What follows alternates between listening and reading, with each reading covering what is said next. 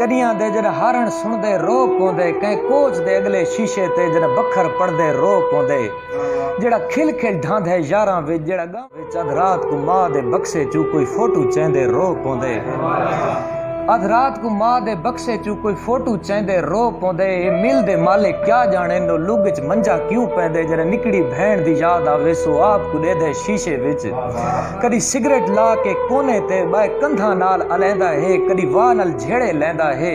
कंध नाल मुखातिब थी आधे सुन गल बाबा नाराज त नहीं वंज रुस के सुते कब्रां विच भला प्यू कोई रुस दिन पुत्रां थू सुन गल बाबा नाराज त नहीं वंज रुस के सुते कब्रां विच वंज रुस के सुते कब्रां विच भला प्यू कोई रुस दिन पुत्रां थू